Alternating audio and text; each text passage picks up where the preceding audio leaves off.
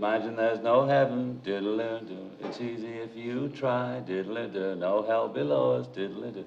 No sky. Imagine all the people living for today. Whatever. You'll hear the record. There's an old cliche about progress is about standing on the shoulders of giants, and I think we were all privileged to stand on the shoulders of this giant, John Lennon. I just thought Lennon was a fantastic artist. He spoke through his music. He spoke openly about so many different things that he felt or experienced or he was going through. He was an incredible influence on the world and the universe. I just think that he was a very charismatic person, and he came on Earth to give a message, and he left. John Lennon was certainly an international figure. I never realized myself until his death. You have to remember, my mindset, I was older, and my mind was on Frank Sinatra, not on John Lennon. He really was a mirror of what was going on in our society in the 60s. His work just had an edge to it. He was really some kind of odd pop cultural James Joyce figure almost, but he was doing it with music. And his songs were so from the heart. They just moved me, from the simplest love songs early on in his career to the stuff later on in his solo years. John Lennon was, in my mind, one of the most extraordinary and compelling figures in all of musical history. Here's a guy, he's lived this amazing life, fascinating figure, strong, brilliant, fragile, very, very human, but more than anything, extremely honest and outspoken. And because he spoke through his art, through his words and music, you really got to know him, whether it was Julia or Mother or, Imagine. He's always telling you what he's going through at the time. And that was the arc of the story that I thought would be best served by this combination of his voice, the moments in his life, and his music.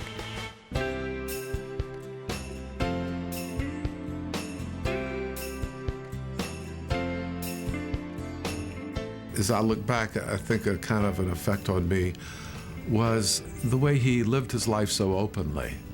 We all want to smooth over our warts and imperfections, and to see a person getting so naked in front of the world and being accepted for it, it had to teach us something about life. I often tell people my life is an open book. I started to feel that way when I was watching the way John Lennon lived his life. I knew the Beatles were popular. I knew they were famous, and I know they were doing well. But I never appreciated their music or their popularity until I got involved in this film. There was something so primal and so perfect in the Beatles' inventiveness in music, led primarily by John and, of course, Paul. But it was incredibly accessible music. It was melodic, it was probing, it was challenging to the listener, and it was the soundtrack of our youth. I think music is a very strong power, of course, and John was really a great songwriter. And also his words were very potent, very powerful words. I think it's very encouraging for people, and it's inspiring, I had done a film with Andrew Salt on Elvis Presley. So I called him and told him I'm going over to see Yoko. She'd asked me about doing a film for theatrical picture. Well, I thought it was very important, historically speaking, that there would be a good film of him made. I went over to see Yoko, and she asked me what I think of John Lennon. I said, well, to tell you the truth, I'm not a Beatles fan. I'm a Sinatra fan. He said that he was a Sinatra fan and he didn't know about the Beatles. I think that would have turned off some people, but in my case, I felt that, okay, well, so he's not a fan. Okay, that's fine. Because that way he can be objective, She said, well, I don't need a fan. I need a good documentary maker. So that I can do. Fortunately, I've been at Warner Brothers for about 15 years at the time, and I knew all the people there. So I took Andy along. I thought he would be the perfect man for the film, there's no question. I think Andrew did a great job. In the beginning, I thought, well, what is this guy? What, where does he come from? And then, I started to see that he's a very professional and decent person, and I started to relax, Andy gave me some tapes for my car. I began to listen to the music. I said, these guys are pretty good. But I'll be honest to tell you that I was not a fan at the beginning of this film. I was at the end. The fear I had, to be honest with you, was here I got to, tell John Lennon's life story using John's voice, using this material, and I didn't want to screw it up. That was really my main motivation. It was really pretty scary. I was sleeping, eating, drinking, dreaming this. I spent 18 months on it. I was working with David Wolper and Sam Egan and wonderful editors like Bud Friedgen and Burt Lovett. Both Andrew and David were very willing to accept our ideas. Where they wanted something that wouldn't be appropriate, tasteful, or something, they were very willing to listen, and they were very understanding, both of them. That's why they're so good. They listen to the editor. Andrew had a very difficult job. He came with the concept of doing the picture through the voice of Lennon himself. So once you commit to that, you say, well, now I got to find the picture to match the voice, or the voice to match the picture. It makes it much more difficult. It's easier when you have a narrator. You cut the picture and you write whatever you want. But to do it with the voice of John Lennon was a terrific task. And obviously he pulled it off, because I think that made the film.